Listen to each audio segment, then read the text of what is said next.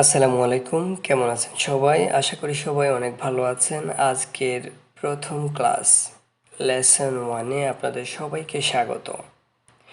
তো আজকের ক্লাসটি আমি শুরু করতে যাচ্ছি, সেটি হলো ওয়েব ডিজাইন নিয়ে। তো ওয়েব ডিজাইন আমাদেরকে শিখতে হলে আমাদেরকে ওয়েব ডিজাইনের জন্য অনেকগুলো প্রোগ্রামিং ল্যাঙ্গুয়েজ আমাদেরকে জানতে হয়। তো এক্ষেত্রে অনেকগুলো প্রোগ্রামিং ল্যাঙ্গুয়েজ রয়েছে। তো আমরা তো একেবারে সবগুলো ল্যাঙ্গুয়েজ আমরা একেবারে শিখতে পারবো না, আমরা প্রথম থেকে শুরু করব। প্রথম থেকে শুরু করতে হলে আমাদেরকে অবশ্যই প্রথমে HTML সম্পর্কে, HTML যে ল্যাঙ্গুয়েজটি আছে সেটি সম্পর্কে আমাদেরকে জানতে হবে, ঠিক আছে? তো HTML থেকে আমরা শুরু করব।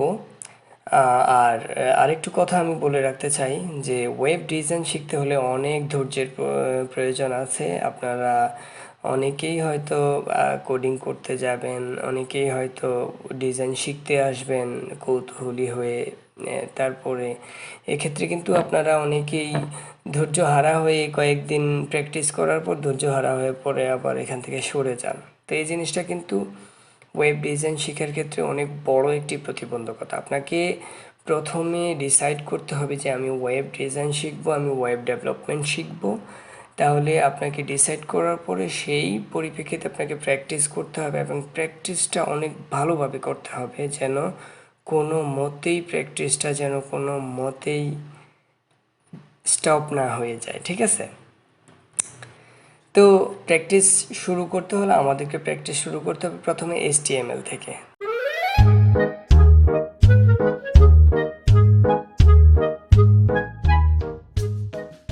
HTML-টা কি, ঠিক আছে? HTML-টা কি এই জিনিসটা আমাদের জানা দরকার আছে না? অবশ্যই আমাদের জানা দরকার আছে যে আমরা যখন HTML শিখবো আমাদেরকে কেউ প্রশ্ন করতে পারে যে HTML কি, হোয়াট ইজ HTML? বা ধরেন আপনি কোনো একটা ক্লায়েন্টের কাজ করলেন, ক্লায়েন্ট আপনাকে প্রশ্ন করে বসলো যে আচ্ছা বলেন তো HTML কি, অথবা হোয়াট ইজ HTML? তো সেক্ষেত্রে আমাদের অবশ্যই জিনিসটা জানা প্রয়োজন আছে, ঠিক কি না? তো তারপর আমরা যে জিনিসটা জানবো যে HTML হলো hyper text markup language. Hyper text markup language, HTML হলো হাইপার টেক্সট মার্কআপ ল্যাঙ্গুয়েজ। এই জিনিসটা মনে রাখবেন। তো আমরা শিখবো যে HTML এর সংজ্ঞা। Hypertext Markup Language, a standardized system for tagging text file to ASCII font, color, graphics, and hyperlinks effect on World Wide Web pages. World wide web পেজগুলোকে আমরা যখন ইফেক্ট দিতে চাই, বিভিন্ন লিঙ্ক করতে যাই, কালার করতে যাই, বিভিন্ন ফন্ট চেঞ্জ করতে যাই একটা ট্যাগিং সিস্টেমের মাধ্যমে, সেই ট্যাগিং সিস্টেমটাকেই আমরা HTML বলে থাকি। মনে থাকবো, এই জিনিসটুকু মনে রাখবেন যে HTML এর সংজ্ঞা এবং HTML এর শর্টকাট যেই মিনিংসটা, ঠিক আছে? ওকে, তারপর আমরা শিখব যে পার্ট অফ HTML এর কয়টি পার্ট, HTML এর পার্ট সম্পর্কে। HTML এর দুটো পার্ট, একটি হলো হেড আর একটি হলো বডি, ঠিক আছে? HTML এর দুটো পার্ট, এই জিনিসটা মনে রাখবেন। দুইটি পার্ট থাকে, দুটি অংশ থাকে, দুটি অংশে বিভক্ত। একটি হলো হেড মানে মাথার অংশ, আরেকটি হলো বডির অংশ, ঠিক আছে? তো এই HTML এর ইয়েটাকে যদি আমরা স্ট্রাকচারে আমরা নিতে চাই, স্ট্রাকচারে পরিণত করতে চাই, যে স্ট্রাকচার অফ HTML, তাহলে আমরা এই যে মানুষটিকে যদি HTML-টাকে যদি আমরা একটা মানুষ হিসেবে বিবেচনা করি, তাহলে প্রথমে যে মাথার অংশটুকু দেখতে পাচ্ছেন এটি হলো হেড, এবং নিচে গলা থেকে নিচ পর্যন্ত এটি হলো বডি। তো হেডের মধ্যে আমরা কিন্তু সবসময় বিভিন্ন লিঙ্কগুলো লিখতে হয়, সেই লিঙ্কগুলো আমরা হেডের মধ্যে দিয়ে থাকি, এবং বডির মধ্যে যতগুলো ট্যাগ আছে, যত কাজ আছে, সব কাজ, বেশিরভাগ কাজগুলোই আমরা কিন্তু বডির মধ্যে করব, ঠিক আছে? তো স্ট্রাকচার অফ HTML এর স্ট্রাকচার বা গঠন হলো দুটো।